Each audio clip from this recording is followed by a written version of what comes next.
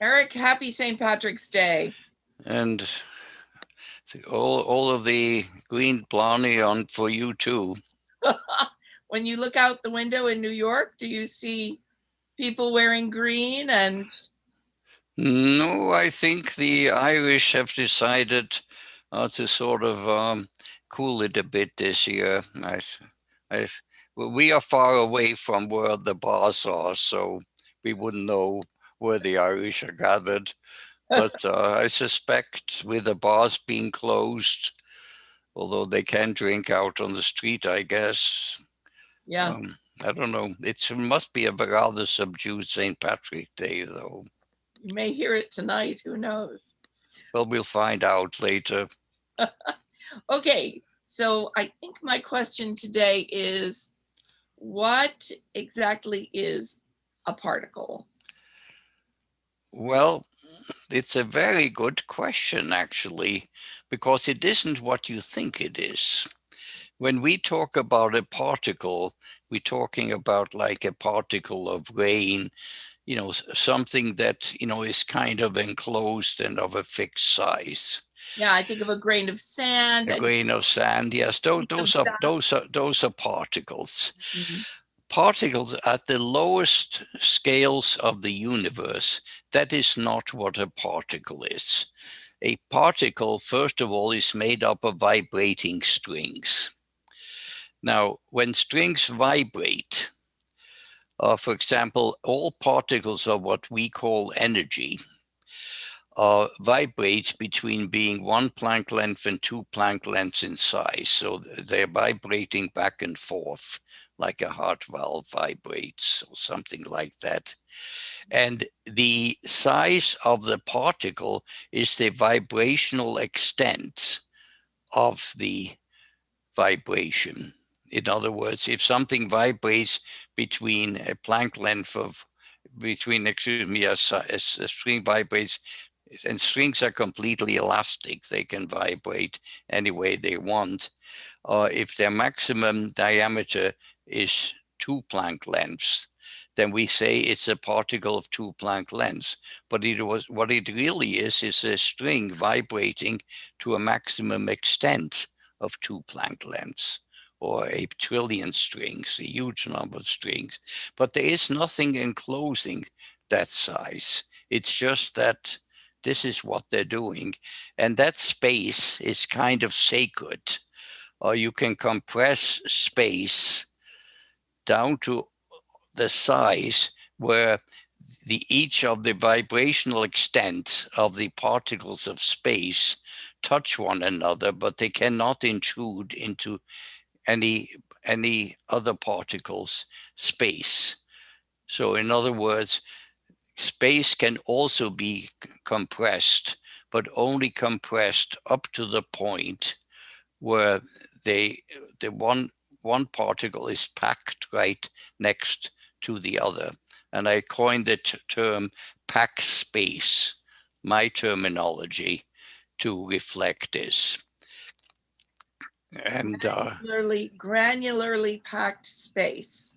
exactly, it is in other words, it is the vibrational extent of the strings, and at the smallest scale, that is 2 Planck lengths, because they have to be able to vibrate in some way.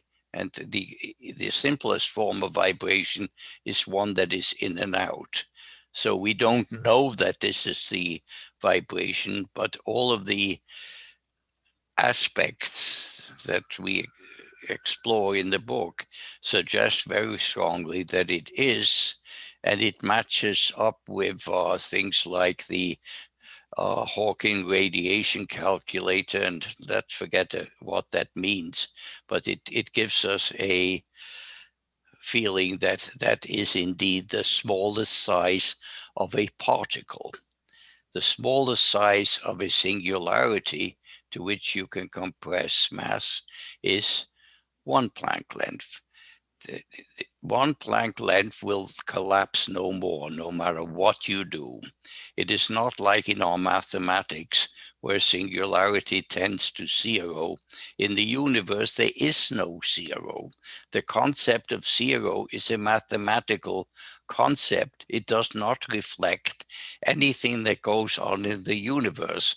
And I'm belaboring that because you'd be surprised at how many people don't seem to understand that and make the mistake Yeah. to say that Mm. in the universe, you can have a size of zero, that something can go away and then reappear. Now, I don't know how. I mean, you need a magician with a wand or something to make that happen, and there's no reason for it. But we cannot get it through our heads that the arithmetic we have developed on the Earth works very well on the Earth. It does not apply in all aspects to the universe. The universe does what it does, and if our arithmetic works, we have to be aware that if we have things that we assume in our arithmetic, which don't exist in the universe, we're liable to go astray. Let And me there put are it another way. The universe knows nothing of human arithmetic. of Earth-based arithmetic, absolutely nothing. It doesn't give a damn. Although it has its own mathematical behavior or behaviors which can be regarded It has mathematically. a behavior that is mathematical, but it doesn't match the premises of the mathematics that we have developed on this tiny Earth of ours. There is no reason to believe that if any other civilization exists in the universe, they necessarily have developed the mathematics as of our Earth. But if they really are intelligent, have intelligence beyond what we have or up to what we have, assuming that we do indeed have intelligence. If we talk about the properties of the cosmos, they would understand the same properties that we understand. So I'm always amused when we have little things that we show to advanced civilizations who might stumble upon the earth that would tell them about us. All of those things mean nothing to them. They wouldn't even know what in the heaven's name it is. But if we can talk in cosmic terms, and the interesting thing is, I have found that when you write a book like I'm trying to write, you have to think in not Earth-based terms, but in cosmic terms. And it's amazing how different things look if you talk about the natural unit system of the cosmos. And it has absolutely nothing to do with any of the unit systems we have developed. Pounds, kilos, meters, miles, it all means nothing. It is all based on things dealing with our biology and the size of our Earth. And those things are meaningless in the universe. Nobody gives a damn what the size of a human being is or the size of the Earth.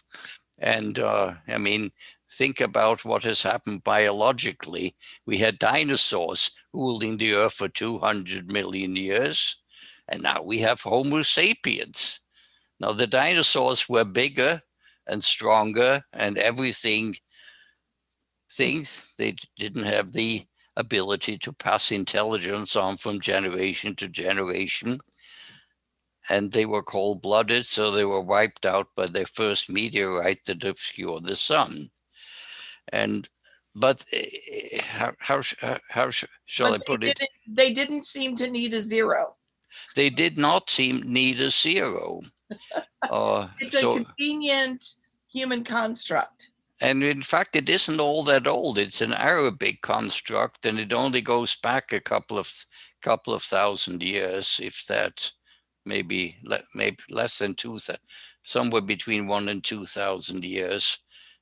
Before that, we had arithmetic that didn't have the concept of zero. We think zero is sacrosanct, but it isn't. The universe has no use for it. Thank you so much. You're very welcome. All right. And happy St. Patrick's Day.